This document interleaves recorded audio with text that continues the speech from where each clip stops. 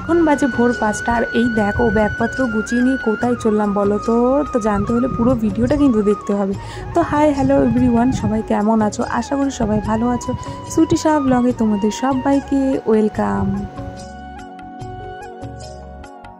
তো 1 মাস আগে কিন্তু এসেছিলাম মায়ের কাছে। মা যেহেতু এখন একা থাকে সেজন্য মায়ের কাছে মাঝে মধ্যেই আসি, মনটা ভালো হয়ে যায়, অনেক দিন একসাথে থাকা হয়ে যায়। তো 1 মাস ওই 7 দিনের মতো থাকার পর এখন কিন্তু সোজা চলে যাচ্ছি কলকাতাতে শ্বশুরবাড়িতে। মনটা যদিও একটা খুব ভালো না, তো অনেকটাই দূর ডিস্টেন্স আমাদের এই রায়গঞ্জ থেকে কলকাতা।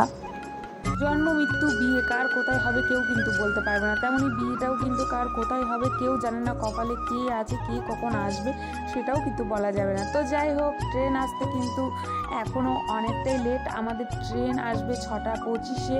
তো সেই জন্য আমাদের হাতে এখনও আধ ঘন্টার মতো কিন্তু টাইম ছিল। ব্যাগপত্র আমরা এখানে রেখে দিয়েছি আর রেল স্টেশন মানে একটা ভালো লাগার জায়গা।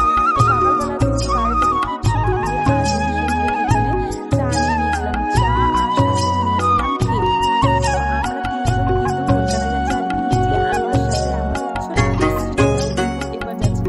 ও কিন্তু দূরে যেতে খুব পছন্দ করে, দূরে ঘোরাফেরা মানে দূরের জার্নি খুবই পছন্দ করে, কখনো কোনো রকম বিরক্তি হয় না। এখন দেখো ভোর 5টা, ও কিন্তু একদমই চারিদিকে টুকটুক টুকটুক করে দেখছে। তো ট্রেন কিন্তু আমাদের চলে এসেছে, এখন কিন্তু ট্রেনের মধ্যে উঠবো।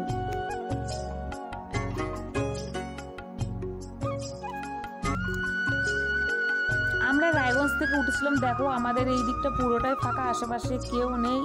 আর আমাদের কিন্তু খুবই দুঃখের সঙ্গে বলছি, এটা কিন্তু আমাদের সিট নয়, আমাদের সিট পড়েছে মিডিলে। আর ওপরে মনটা একদমই খারাপ হয়ে গিয়েছে। এই যে এখন ও খাবার বানাচ্ছে, সৃজাকে খাওয়াবে, কিন্তু ওপরে তো বাচ্চা নিয়ে উঠতেও পারবো না, মিডিলটা তো উঠতে পারবো না। সেই জন্য এই 10 ঘন্টার মতো মানে 9-10 ঘন্টার মতোই কিন্তু আমাদেরকে নিচে বসে থাকতে হবে। যদি নিচে পড়তো তাহলে একটু ভালোই হতো। তো যাই হোক, কিচ্ছু করে না। যদি এটা আবার রাতের হতো তাহলে কিন্তু আমাদেরকে মিডিলে বা উপরে উঠে যেতে হতো। যেহেতু দিনের বেলায় সেই জন্য আমরা নিচে বসে থাকতে পারবো। তো নিচের সিটটা আমাদের ছিল না, অন্যের ছিল। তো দুপুরের খাবারের জন্য আমরা ট্রেন থেকে অর্ডার করেছিলাম খাবার। তো ওরা লাঞ্চে দিয়েছিল হচ্ছে, আমার ছিল হচ্ছে একটা ছিল স্ট্যান্ডার্ড থালি, একটা ছিল স্পেশাল থালি। তো আমি নিয়েছিলাম স্ট্যান্ডার্ড থালি। স্ট্যান্ডার্ড থালি ডিম ভাত নিয়েছিল হচ্ছে 110 টাকা আর স্পেশাল থালির দাম হচ্ছে 140 টাকা।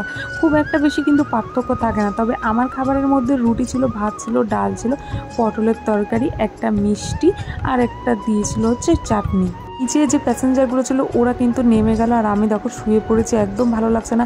আমাদের সিটগুলো প্রায় বেকার গেল, কারণ আমরা না পারলাম বসতে, না পারলাম শুয়ে থাকতে, দুটো সিটই আমাদের বেকার। তো ওরা বর্ধমানে নেমে গিয়েছে, সেই জন্য আমি একটু বিশ্রাম নিলাম। তো এই যে দেখো বাইরে থেকে কতটা সুন্দর লাগছে, আর আজকের ওয়েদারটা বেশ ভালোই, বৃষ্টি বৃষ্টি পড়ছে। দেখো ধরতে গেলে কিন্তু প্রায় চলেই এসেছি, বেশিক্ষণ কিন্তু আর নেই। তো ফাইনালি কিন্তু আমরা ট্রেন থেকে নেমে পড়লাম। এখন আমরা আছি হচ্ছে হাওড়া স্টেশনে। আর হাওড়া স্টেশন মানে তোমরা জানো যে কত ভিড় হয়, আর তার মধ্যে আজকে ছিল 21শে জুলাই। এত ভিড় যে কি আর বলবে। একদিকে তো 21শে জুলাই আর একদিকে সবাই জল ঢালতে যাচ্ছিল। তো চলো ভিডিওটা এই পর্যন্ত।